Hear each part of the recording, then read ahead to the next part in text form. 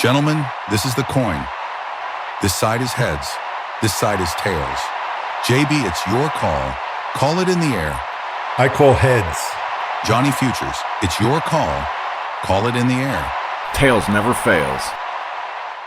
Episode 5 of the Heads or Tails podcast. I'm your host, JB. Before I dive into today's topic, let's do some housekeeping.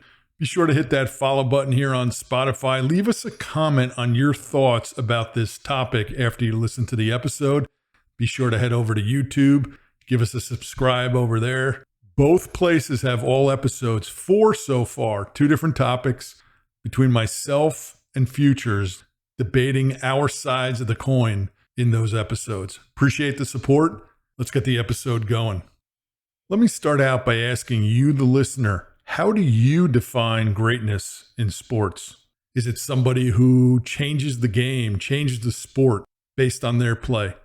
Is it longevity? Is it stats alone? Is it championships? And that brings me to today's topic, episode 5 of the Heads or Tails podcast. Should we measure greatness by the number of championships? Let me tell you why I chose this subject. Not a week goes by that I don't see on social media or read in print mentions of certain legendary players. And it's always labeled, well, never won the big one, has no rings. Some guy recently on X just posted a picture of Barry Sanders and said, name another great running back that has never won a Super Bowl. The one I always hear, the one I always see, and I'm sensitive to it because I'm a Dolphins fan, is Dan Marino. Greatest quarterback, never to have won a Super Bowl. No ring. So I'll tell you up front, I don't judge greatness by the number of championships. I just don't. I look at a player, a coach, and look at the totality of their career, what they have accomplished, whether it's been in a window of 5 years or 15 years, whether they made it to a Super Bowl or just AFC championships. Marty Schottenheimer, perfect example. 21-year coaching career. 13 times he makes the playoffs. So if you're a player, you got more than a 50-50 shot of making the playoffs. And as a Dolphins fan right now where I'm sitting today, I'd take those odds over the next 20 years and I'd sign up right now for it. He coaches 18 playoff games. Not a great record in the playoffs, 5-13. I get it, but he still made it. Conference championships 3 times, 2 with Cleveland, 1 with Kansas City. Doesn't win any of them, but he's tagged now as a great regular season coach. Yeah, a great regular season coach that gets you to the playoffs. That's the second season. That's the goal from the first day of training camp. Get into the playoffs, see what happens. Then you hear the argument about people, well, they haven't played long enough. They only had a short window in their career where they were great. Prime example, Don Mattingly.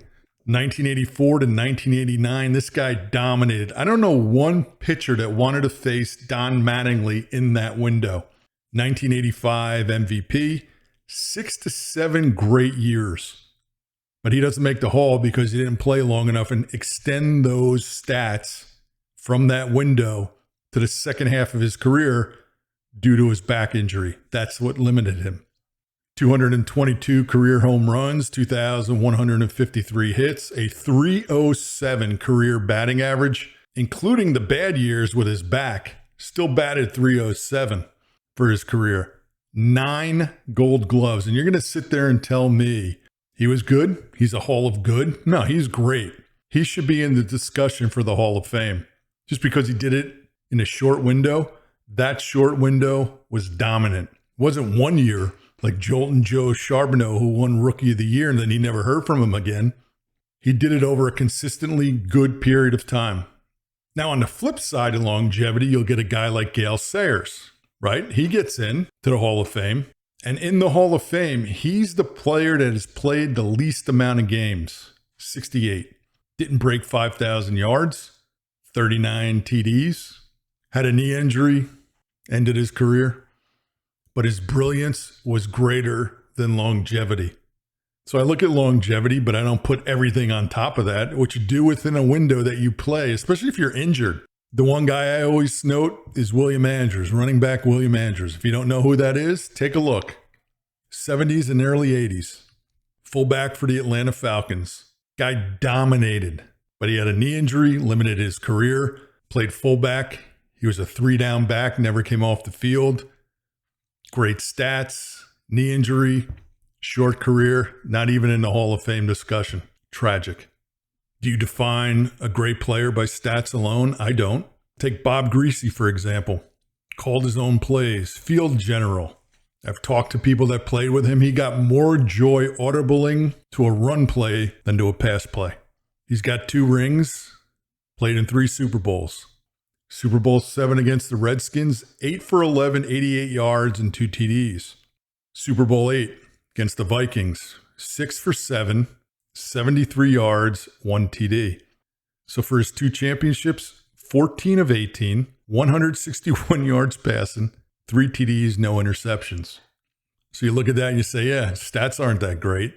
Only threw for 25,000 career yards and 192 TDs. He has a QBR of probably around 75 to 80. So if you go strictly on stats, he's average. But he was so much more than that. How about receivers? Who has the least amount of receptions in the Hall of Fame? That's Lynn Swann. 9 years, 336 catches. Can't compare to 70s and 80s receivers to a certain extent to today's receivers. It's just a totally different game. But Swann, Hall of Famer. Great, great player. But if you base it only on stats, it's not that great. 336 catches in 9 years, less than 40 per season on average. Then you get to championships. This is what's primarily used in football to gauge how great a quarterback is. You always hear, well, he's never won a ring, like I said about Marino. Bradshaw has 4 rings, and he's complaining that he's not part of the discussion. I have 4 rings. I called my own plays, ... How many would he have won without the steel curtain and without Franco Harris? Let me tell you who else has rings, because based on that argument, championships define greatness. Jim Plunkett, Jim McMahon, Jeff Hostetler, Mark Ripien, Trent Dilfer, Nick Foles all have rings. Are they better than Marino? Absolutely not. But based on that, they have a ring and Marino doesn't. They're better than him, right? It's a joke. By the way, why do we judge football players with rings like quarterbacks and not pitchers in baseball? You never hear Fergie Jenkins, Don Sutton, Gaylord Perry. They never won a ring. They're the quarterback in baseball. But you only hear that argument in football.